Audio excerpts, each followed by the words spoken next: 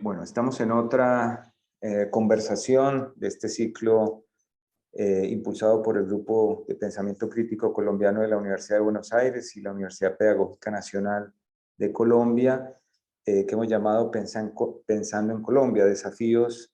del gobierno del cambio en Colombia. Está hoy con nosotros y nosotras Lisset Montero. Ella es abogada, defensora de derechos humanos por muchos años, de las comunidades, de los liderazgos sociales, de sus organizaciones, quien además, bueno, estuvo en el proceso de empalme como parte del equipo del Ministerio del Interior o del empalme del Ministerio del Interior y específicamente en el tema de derechos humanos durante las semanas anteriores. Es una experta en esta materia y la hemos querido invitar para conversar hablando de los desafíos de los derechos humanos en Colombia, un tema central, un tema sensible, fundamental para la sociedad colombiana y creo yo para América Latina. Y bueno, te damos la bienvenida, Lisset, a este espacio. Te agradecemos desde el Grupo de Pensamiento Crítico Colombiano que nos dediques un tiempo para esta conversación. Y queremos empezar diciendo, bueno, sabemos que de los últimos 4 años del gobierno de Duque fueron particularmente nefastos en materia de derechos humanos, una degradación del conflicto armado interno que se suponía estaba resuelto o empezaba a resolverse a partir de la firma del acuerdo de paz en el 2016 y que deja unas cifras pues espeluznantes de masacres, asesinatos de líderes y lideresas, asesinatos de combatientes, paros armados de los grupos paramilitares, asesinatos de policías por parte de los paramilitares. Bueno, es decir, hay una especie de reconfiguración del conflicto colombiano en los municipios que recibe el nuevo gobierno, ¿no? Que recibe para gestionar esa situación. Lisset, ¿cuáles serían, con ese panorama, los 4 principales desafíos que tiene el nuevo gobierno liderado por Gustavo Petro y Francia Márquez en los próximos 4 años? Bueno, Javier, muchísimas gracias a ustedes por esta invitación. Para nosotras y nosotros, defensores de derechos humanos, comunidades campesinas, indígenas, afrodescendientes de mujeres,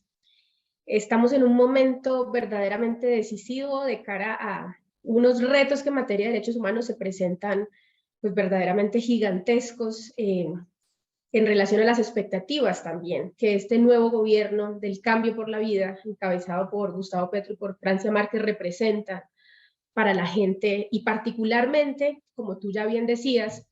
en unos temas que pues involucran los aspectos más sensibles de la defensa de los derechos humanos, que en estos 4 años tienen un balance que es no solo nefasto, sino pues que tristemente parte de reconocer una abierta decisión política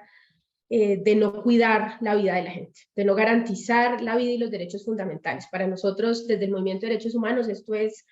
absolutamente claro, que aquí ha habido una omisión intencional del gobierno de Iván Duque de paralizar la implementación de una política pública en materia de derechos humanos que uno pueda caracterizar como eficiente, capaz de llevar a los territorios, particularmente al mundo rural, que es el que ha sufrido el embate más radical y doloroso de esta nueva ola de violencia que vivimos en Colombia, pues que permitiera efectivamente hacer lo que al Estado le correspondía hacer durante estos 4 años. Aquí hubo una decisión política en el sentido de dejar pasar, de dejar que estas dinámicas territoriales cada vez más complejas, producto además de una escasa, deficiente y mentirosa implementación del Acuerdo Final de Paz de cara a la comunidad internacional, a la que se le dice que este gobierno ha estado comprometido con la implementación del Acuerdo Final de Paz, pues llevar efectivamente a que las causas estructurales que se suponía íbamos a resolver a partir del Acuerdo de La Habana, no solamente no se resolvieran, sino que terminaran siendo ese motor del recrudecimiento de la violencia, que tiene además un componente que hay que caracterizar como tal, y es que no es una violencia exclusiva de la confrontación armada entre actores, sino que tiene un componente de violencia sociopolítica que tristemente en Colombia no hemos logrado superar. Esta primera caracterización de esa violencia es absolutamente pertinente en clave de lo que sostiene también el gobierno, ¿no? Y es que estos son unas delincuencias comunes que en los territorios generan afectaciones, que a los líderes sociales los matan las disidencias o los grupos residuales de el proceso de dejación de armas de las FARC, pero que esto pues pasa porque es una dinámica que está configurada por fuera de cualquier intencionalidad política en el ámbito territorial, y esto es absolutamente falso. Cuando uno tiene un problema en política pública y hace una identificación y un diagnóstico incorrecto de las causas y de la naturaleza de esa violencia, claramente adopta decisiones que no precisamente están en función de manera acertada y adecuada de resolver esos problemas. En Colombia se niega la existencia y la persistencia de una violencia sociopolítica que tiene también unas víctimas específicas. Los líderes sociales, defensoras y defensores de derechos humanos, defensores del territorio, quienes se oponen a la explotación intensiva de recursos naturales, quienes defienden la posibilidad de acceder de manera equitativa a la propiedad y a la tenencia de la tierra, quienes defienden la identidad cultural de comunidades indígenas, pueblos negros, de la identidad cultural del campesinado, son no de manera gratuita las principales víctimas de este nuevo ciclo de violencia que hemos vivido en Colombia. El gobierno niega y desconoce a hoy, o sea, el gobierno Duque se va diciendo que en materia de derechos humanos y de seguridad ha hecho ingentes esfuerzos por superar estos fenómenos, cuando la realidad territorial evidencia que no se ha hecho mucho, por no decir que nada, porque el fenómeno, en vez de contrarrestarse, evidentemente se está recrudeciendo. Entonces, el primer reto o el desafío que yo diría tiene de cara en la materia este nuevo gobierno, pues es pasar de la retórica a la acción. En Colombia tenemos un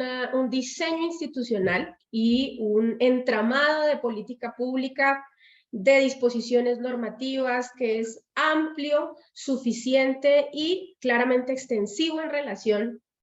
a programas de protección, programas de garantías, pero aquí ha habido un problema eminentemente de voluntad política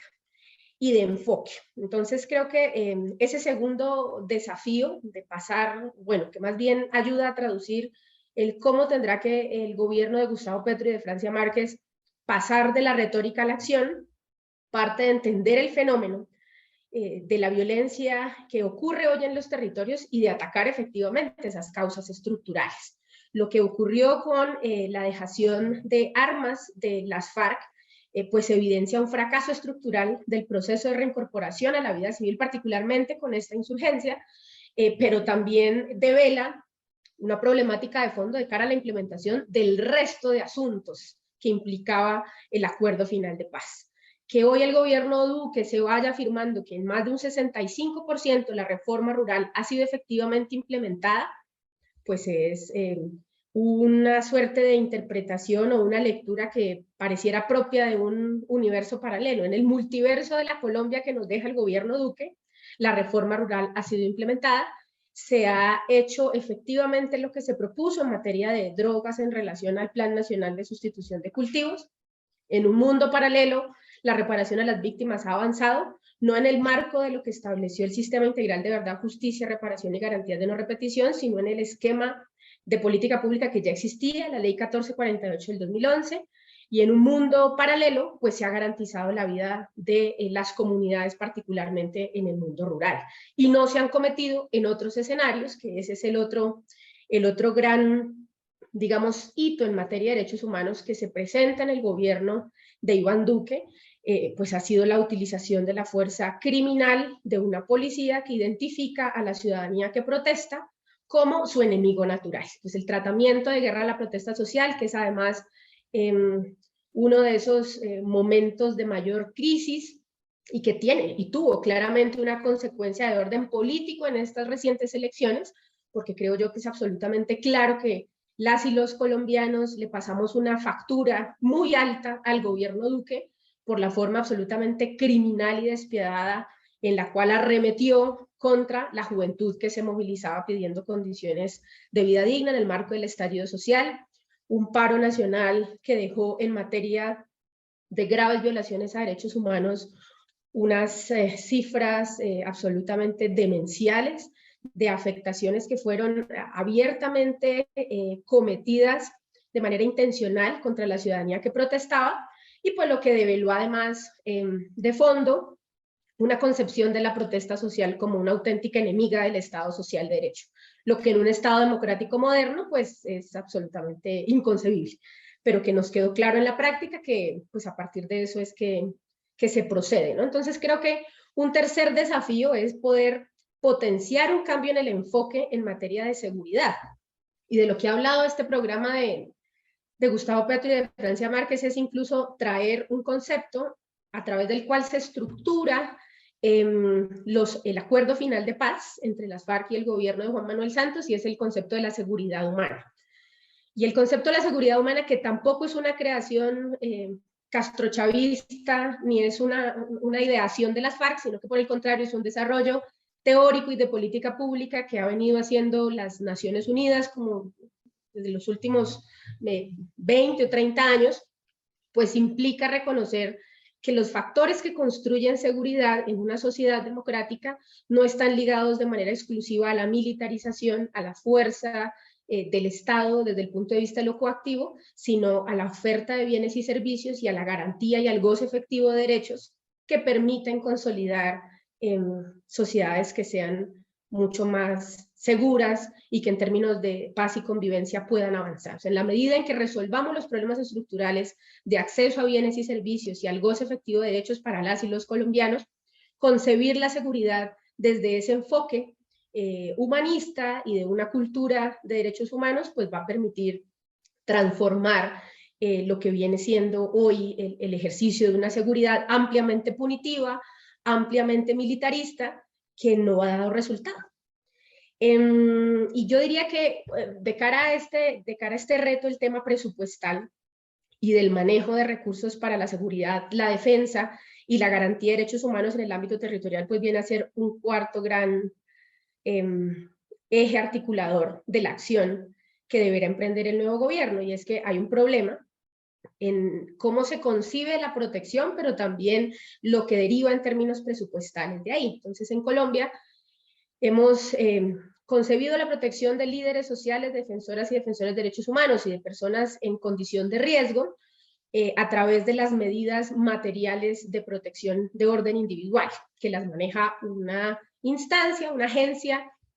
del orden nacional adscrita precisamente al Ministerio del Interior, que es la Unidad Nacional de Protección, que es la que brinda chalecos antibalas, botones de pánico, protección material a través de hombres de seguridad, en un enfoque de la seguridad material individual que ha mostrado ser un absoluto fracaso. Y es un absoluto fracaso pues porque a los líderes sociales, incluso que gozan de estas medidas de protección individual, los siguen matando. Los siguen amenazando y siguen siendo víctimas de un sinnúmero de graves violaciones a sus derechos, sobre todo a la participación política y a la posibilidad de ejercer un liderazgo efectivo en el marco de una democracia. Y esta Unidad Nacional de Protección, que existe en virtud de varias reglamentaciones del orden interno, que funciona a través de un decreto que es el 2066, único reglamentario del sector del interior, que es del año 2015, pues es un foco inmenso de corrupción.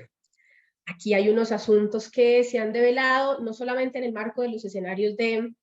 este escenario preciso de empalme con el Ministerio del Interior, sino que ha sido denunciado desde hace ya varios años por la sociedad civil y sus organizaciones. Pues existen unos problemas de corrupción ligados al tema de la renta de vehículos blindados, de la contratación de personal, de empresas de seguridad privada que no han agotado precisamente los requerimientos, requisitos y condiciones de ley para prestar estos servicios. Ha existido también un cuestionamiento estructural de la vinculación de agentes de la antigua Agencia de Seguridad Nacional, que es el Departamento Administrativo de Seguridad DAS, a estos ejercicios de protección de líderes sociales, defensoras y defensores de derechos humanos. Y de otro lado, pues un fracaso en términos concretos de la aplicación del modelo. El modelo de protección individual a cargo de la Unidad Nacional de Protección ha sido un fracaso, pero sin lugar a dudas la implementación de una política con un enfoque distinto en materia de seguridad va a requerir un esfuerzo presupuestal muy importante, partiendo, en todo caso, y creo que pues eso lo estaremos conversando más adelante, de la necesidad de transformar el enfoque. La protección individual tiene que seguir existiendo, es una obligación y un deber del Estado en virtud además de los estándares internacionales. Se deben seguir haciendo unas evaluaciones de nivel de riesgo que reconozcan la situación de riesgo extraordinario o extremo en la que están muchos colombianos y colombianas, tristemente en razón a su liderazgo, a su activismo. Esto no va a cambiar de la noche a la mañana en Colombia por la llegada del nuevo gobierno. Por el contrario, creemos muchos, la derecha en Colombia también en su accionar, sobre todo en el ámbito territorial, buscará recrudecer sus acciones. Hoy, a una semana de la posesión del nuevo gobierno, un organismo criminal que ha venido ganando fuerza, relevancia y presencia territorial amenaza con paralizar 4 departamentos de la costa norte del país a través de un paro armado y pone en jaque el funcionamiento incluso de sistemas de transporte y pone al filo del peligro y de la contundencia de sus acciones, porque así ha venido demostrando lo que es el Clan del Golfo, pues la vida de miles de ciudadanos que hoy están sometidos al miedo por lo que viene sucediendo con esta amenaza de paro armado. Entonces, sin lugar a dudas, es mucho lo que hay por hacer, pero creo yo que la transformación del enfoque va a permitir que la política pública, que tiene ya unos instrumentos, otros que deberán ser ajustados, creemos nosotros que este tema de la Unidad Nacional de Protección debe revisarse, debe ponérsele fin de una vez por todas a la corrupción de miles de millones de pesos que están destinados a la protección efectiva de ciudadanas y ciudadanos en situación de riesgo, que terminan siendo fortines políticos de determinados partidos, centros de una burocracia que no garantiza la vida de la gente y la implementación de unos procedimientos que además pues han desconocido las particularidades que habitan en el territorio. Incluso hay de por medio debates de cara a la inconstitucionalidad de muchas de las decisiones que se toman desde la Unidad Nacional de Protección, de cómo se le niega el acceso efectivo a las personas a un programa de protección porque no puede acreditar su condición de defensora o de defensor de derechos humanos. Esto en abierto desconocimiento además de los estándares fijados por las Naciones Unidas, la resolución de defensoras y defensores, pues que no sabemos nosotros aún. Hoy le hemos preguntado durante 4 años al gobierno Duque cuál es el mecanismo que acredita a un defensor o defensora de derechos humanos, cuál es la entidad, dónde está el mecanismo y de dónde sale la constitucionalidad de una negación del acceso a un trámite administrativo ante la Unidad Nacional de Protección porque no hay quien acredite la condición de un defensor o defensora de derechos humanos, lo que es abiertamente contrario no solamente a los estándares, sino también a nuestro bloque de constitucionalidad, a nuestra Constitución misma, que reconoce la defensa de los derechos humanos como una actividad de orden objetivo que se da en la medida en que se defienda derechos humanos de manera individual o colectiva. Entonces, este tema presupuestal de la unidad representa también un reto. Hay que acabar con ese foco de corrupción, pero además hay que hacer una erogación presupuestal que permita implementar las otras medidas y esta transformación del enfoque. Yo creería que eso es a grandes rasgos lo que queda por hacer, que es todo, que es poner la voluntad política, ahora sí, del Ministerio del Interior como cabeza de la política de gobierno en los temas de derechos humanos, en función de garantizar la vida de la gente. La seguridad tiene que dejar de medirse por resultados operacionales y tiene que pasar a medirse por la garantía efectiva de los derechos a la vida, la libertad, la integridad y la seguridad, no solamente de personas, sino también de comunidades que ejercen ese liderazgo y ese trabajo en el ámbito territorial desde el punto de vista de lo colectivo. Bueno, Lisset, no son pocos los desafíos que acabas de mencionar.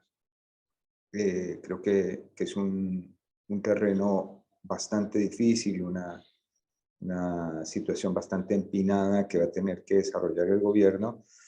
como tú muy bien lo planteas. Yo quiero hacer foco y hagamos un zoom sobre uno de los desafíos que estás planteando. Y que es una preocupación que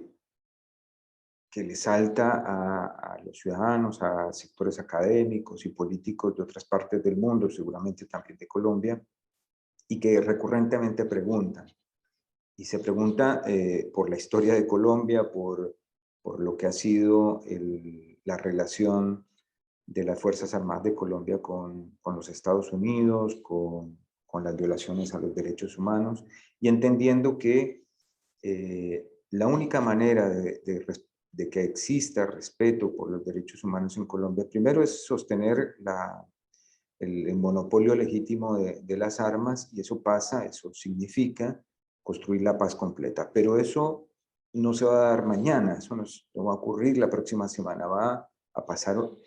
si el gobierno logra avanzar en su política de paz completa. Va a tardar un tiempo en que eso primero se concrete y después se empiece a desarrollar. Entonces, en ese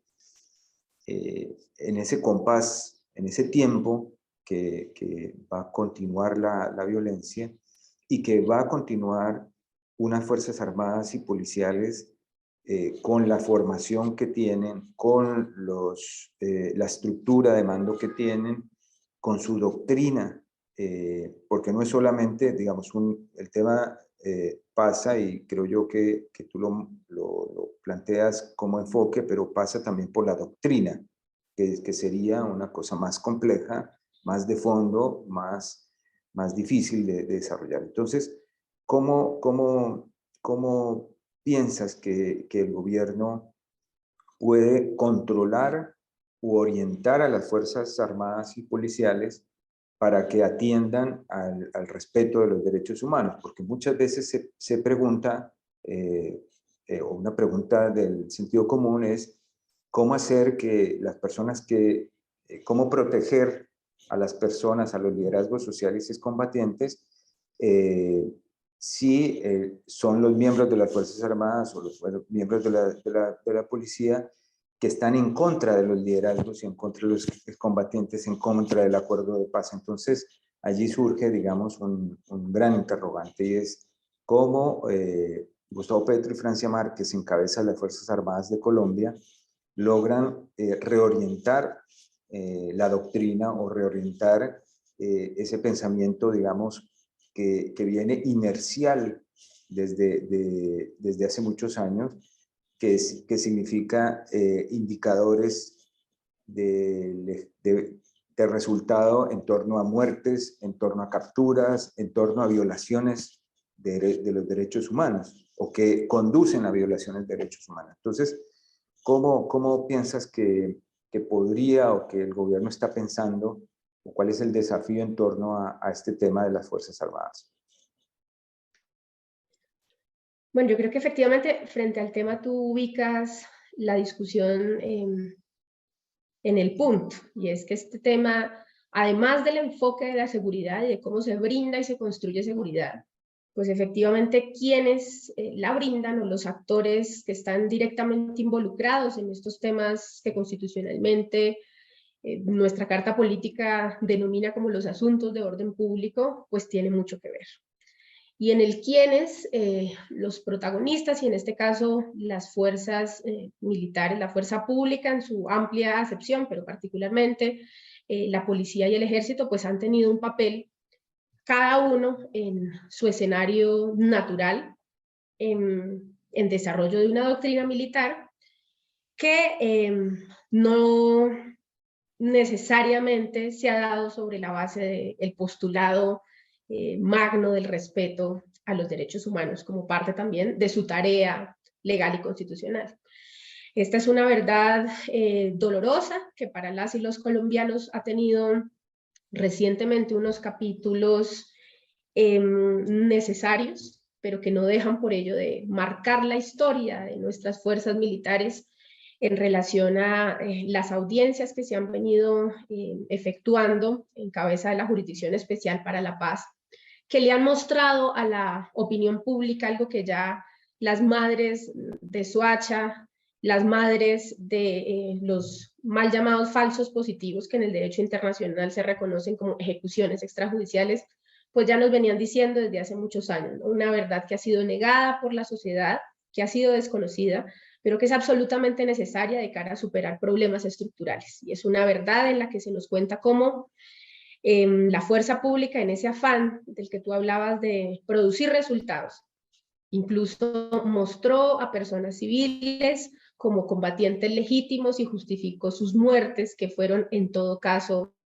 crímenes de lesa humanidad, como lo ha imputado la Jurisdicción Especial para la Paz, que es esta justicia transicional, el modelo de justicia transicional que tenemos a partir del Acuerdo Final de Paz. Entonces, cuando uno habla de los actores involucrados en el conflicto, pero también de los crímenes de Estado que se han cometido en las ciudades, en cabeza de una policía que ha desarrollado graves, reiteradas y sistemáticas violaciones a los derechos humanos de los ciudadanos, pues se encuentra con que doctrina militar que no es exclusiva de las fuerzas militares, sino que también se traslapó además en virtud de una dinámica del conflicto armado que llevó a la policía a desarrollar una concepción militar en su ejercicio de control del orden público, una policía que está adscrita al Ministerio de Guerra, como se llama en otros países, en el caso nuestro el Ministerio de Defensa, pues representa unos problemas gravísimos. Terminaron incluso por hacerse unos ajustes de orden institucional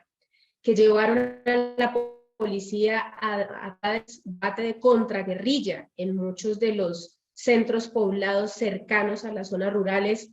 en los que la policía terminó involucrada en combates regidos por el derecho internacional humanitario con actores armados. Todo esto para decir que efectivamente la doctrina militar, que es una sola y que en el caso de Colombia involucra e impacta el quehacer tanto del ejército como de la policía, pues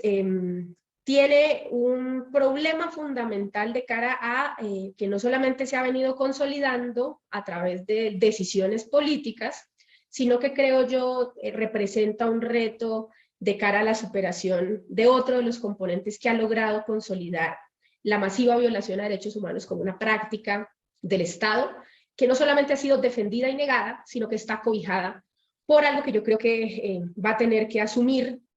de manera decisiva el nuevo gobierno, y es la impunidad.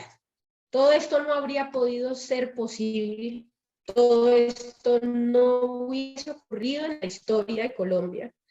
si a partir de nuestras disposiciones constitucionales y legales fuera claro al interior de la fuerza pública que cuando se comete una violación a derechos humanos, cuando se cometen crímenes de lesa humanidad y de guerra, como en el caso del Ejército Nacional, existe una consecuencia. Y existe una consecuencia que sea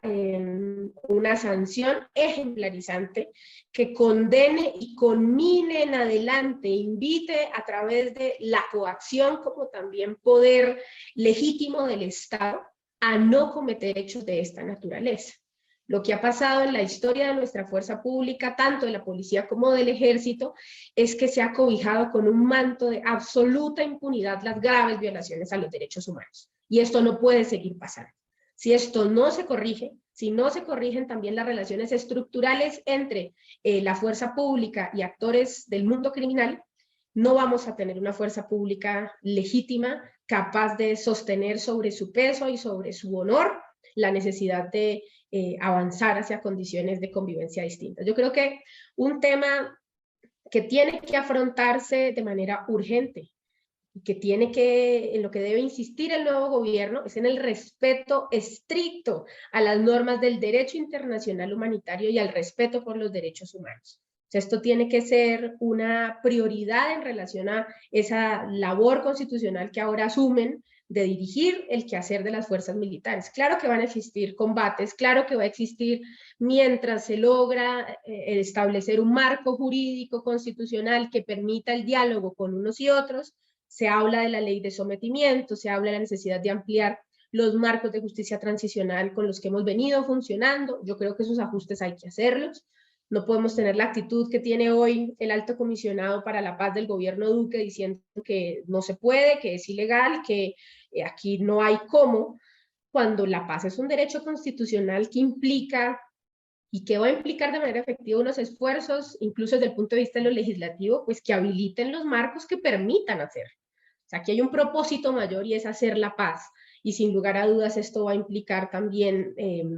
unos ajustes del orden normativo que tienen que hacerse pronto, pero efectivamente, mientras tanto, tenemos un paro armado del Clan del Golfo, tenemos disidencias del proceso de paz con las FARC, tenemos un ELN, tenemos unos grupos delincuenciales, unas bandas organizadas, en las diferentes denominaciones que le ha dado pues, el Ministerio de Defensa, que van a seguir actuando y que el Estado tiene que seguir combatiendo de manera efectiva. Eso es también un ámbito de discusión. Una de las más recientes, digamos, molestias al interior de la fuerza pública, con quienes hoy, de manera además anecdótica, pero no casual, la persona que encabeza desde el gobierno de Gustavo Petro y Francia Márquez el empalme con el sector defensa es el general René Salamanca, un general que fue sacado y perseguido de la policía precisamente por haber señalado y haber puesto el dedo en la llaga en relación a estas relaciones directas entre uniformados y miembros de organizaciones criminales. René Salamanca dijo, esto no puede ser conocido por la Inspección General de la Policía, porque aquí no se están cometiendo faltas disciplinarias, se están cometiendo delitos. Por ende, es la Fiscalía General de la Nación, son los órganos punitivos del Estado quienes tienen que tomar acciones y cartas al respecto. En ese momento, el general Ateo Ortúa, director de la policía, decidió mandar a este general a vacaciones. O sea, aquí hay que reconocer que hay al interior de la fuerza pública generales y mandos que están decididos en virtud de sus principios a hacer las cosas bien y a reconocer que existen unos problemas que deben superarse sobre la base de la depuración de actitudes y actividades de orden criminal que se vienen cometiendo al interior de la fuerza pública. Si esto no se hace, pues sencillamente no vamos a superar los problemas estructurales. Yo espero que el papel del general Salamanca, más esto del el empalme de defensa que se está entregando, de hecho, hoy al presidente electo, pues ha sido como asunto de seguridad nacional. O sea, es un empalme por allá súper secreto, ultra confidencial, que se entiende claramente que tenga esa naturaleza porque se están tocando pues, los temas efectivamente de la seguridad nacional del país, pero que yo creo que con hombres probos que además han sufrido la persecución de quienes han decidido que las cosas deben seguir como vienen funcionando, pues el gobierno del presidente, de la mano además de Iván Velázquez, que es un hombre que ha estado toda la vida comprometido con la defensa de los derechos humanos en la cartera como ministro de Defensa, pues sí va a implicar que las acciones que se van a adoptar no van a esperar, porque no pueden esperar al logro efectivo de una paz completa con todos los actores armados y a la reducción de otros factores de criminalidad que hoy existen en el territorio. Esto es impensable, o sea, el orden público debe ser controlado, contenido, las bandas criminales tienen que ser atacadas y combatidas de manera efectiva desde el 7 de agosto, antes de la posesión, siguen existiendo presencias en los territorios que pues, ponen en vilo la seguridad de las comunidades y de los individuos y los ciudadanos en Colombia. Entonces esto no da espera, pero yo sí creo que si hay una decisión de marcar esa acción de la fuerza pública en el respeto por el derecho internacional humanitario, en los escenarios de las hostilidades propias de la confrontación armada, pero de otro lado, en la vigencia plena, absoluta, indiscutible que existe de los derechos humanos en cualquier tiempo, sea de paz o sea de guerra, pues esto sí va a cambiar de la mano con la posibilidad de corregir lo que se está haciendo mal y de castigar a quienes lo hagan mal. Porque el mensaje no puede seguir siendo que aquí se violan derechos humanos, que lo hace el Estado y que la consecuencia no solamente no es más gravosa, sino que no existe. O sea, aquí no pasa nada y seguimos ocultando de manera sistemática que el ejército, por ejemplo, ocupa bienes civiles en las zonas rurales, que comete actos de pillaje, que se cometen ataques indiscriminados. Claro que las dinámicas de la confrontación armada, sobre todo en las zonas rurales, son muy complejas e imponen para la fuerza pública unos retos muy significativos, pero la fuerza pública no puede equiparar su accionar al de los criminales. Jamás, siendo representante legítimo del Estado, acá hay unos retos que implican y que imponen unas obligaciones y unos deberes reforzados. El criminal actúa desde fuera de la ley, desde fuera de la Constitución y en combate en muchos casos de pues de la posibilidad efectiva de implementar el derecho internacional humanitario, pero el Estado no se puede igualar a la criminalidad en el ámbito rural y no puede seguir en el margen de esa profunda ilegitimidad en el caso de las ciudades del que hoy goza la Policía Nacional en virtud de lo que ha venido pasando y de la imposibilidad absoluta de enjuiciar a los responsables de graves y sistemáticas violaciones a derechos humanos. Si corregimos eso y el mensaje que se envía de gobierno es: vamos a hacer nuestro trabajo con apego estricto a la ley, a la Constitución y a los tratados internacionales en materia de derechos humanos, yo sí creo que mucho puede cambiar de manera inmediata. Y bueno, para finalizar, bueno, es un escenario, como podemos ver, bastante duro. Para finalizar, te pido una pequeña reflexión más, incluso personal. ¿Qué significa que por primera vez en la historia colombiana, quienes han sido sujetos de persecución, de violaciones a los derechos humanos en su persona, incluso en su práctica, estén en el gobierno? O sea, ¿qué significa eso? Porque hemos hablado acá de los enormes desafíos, pero hoy, desde el 7 de agosto, Gustavo Petro, que fue víctima de torturas en los años 80, Francia Márquez, que ha sido víctima de persecución, y bueno, un sinnúmero de liderazgos llegan al gobierno y van a dirigir los destinos del país en los próximos 4 años. ¿Qué significa eso? Una pequeñísima reflexión para cerrar esta conversación que está nutrida de desafíos y de grandes dificultades para los próximos 4 años. Bueno, yo creo que significa la posibilidad de soñar con que el cambio se haga real. Los mensajes que se han enviado van más allá de lo teórico, de la posibilidad de reorientar las políticas públicas, aunque también lo implican, ¿no? Lo tienen de manera absolutamente contundente,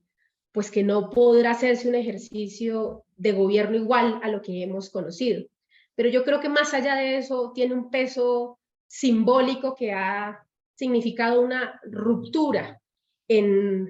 la historia reciente de nuestra república. Incluso el hecho de que la persona que hubiese dado la bienvenida oficial, le hubiese dicho: bienvenido, presidente Gustavo Petro, gobierne usted para todas y todos en Colombia, fuera la madre de Dylan Cruz, un joven asesinado por la policía en una calle en el centro de Bogotá, creo yo que tenía un peso de orden simbólico que es absolutamente trascendental en la historia de nuestro país. Por primera vez, un presidente de la República, recién electo, se quita el micrófono y le da su momento, parte de su momento al recibir el poder del Estado, de ser jefe de Estado, máximo jefe de la fuerza pública, le entrega el micrófono a una víctima de un crimen de Estado. Esto jamás lo habíamos visto. Aquí ha habido un debate histórico y un desconocimiento de la criminalidad del Estado, de la responsabilidad diferenciada del Estado en graves violaciones a derechos humanos, que se ha consolidado como lo que es, como una práctica común en la que ignorar a las víctimas ha sido pues el pan de todos y cada uno de los días en nuestra sociedad colombiana. Creo que eso representó un parteaguas y da un mensaje de cara a eso que él decía, ¿no? Y decía: vamos a gobernar para que nunca más una madre como usted, doña Alejandra, tenga que enterrar a su hijo habiendo sido víctima de un Estado criminal que le negó el derecho de vivir, de estudiar, de soñar y de tener un proyecto de vida. Entonces creo que eso es el anuncio de que quienes hemos sufrido esa criminalidad, como lo decía Javier, quienes hemos tenido que huir de nuestro país buscando el exilio y la posibilidad de mantener la integridad de nuestro núcleo familiar, quienes hemos tenido que dejar nuestro territorio y venir hasta Bogotá a seguir soñando y aportando con la construcción de país, de quienes hemos sido víctimas de las amenazas, de quienes han sido víctimas del desplazamiento,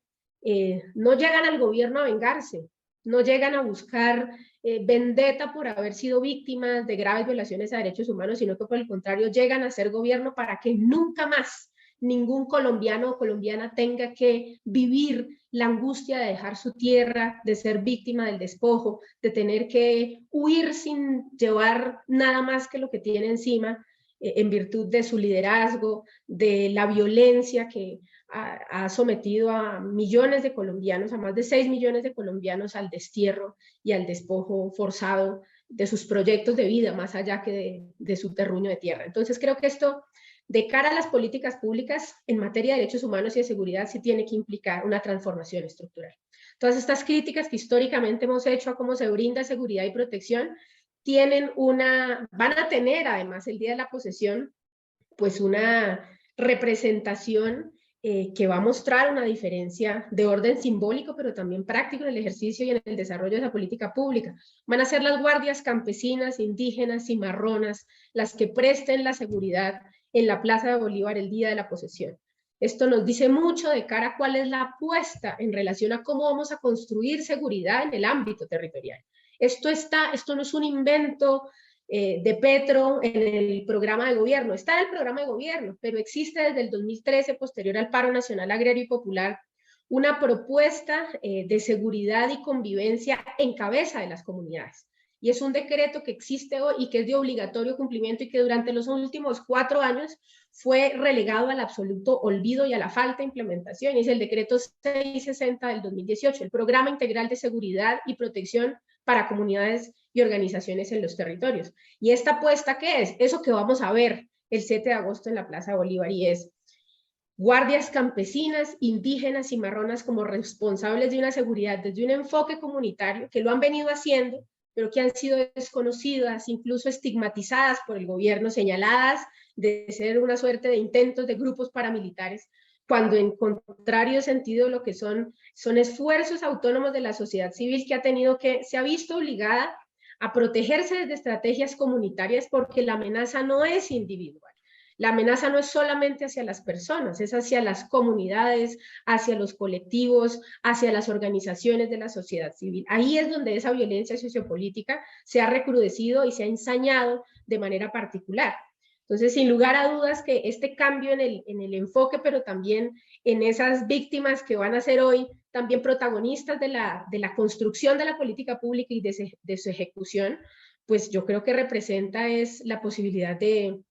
sembrar esperanza para cosechar futuro, y que en el caso de la vida y de los derechos humanos, pues implica un enfoque, un cambio trascendental en el enfoque. No llegamos, y en eso hay que insistir, porque justo esta semana se mueven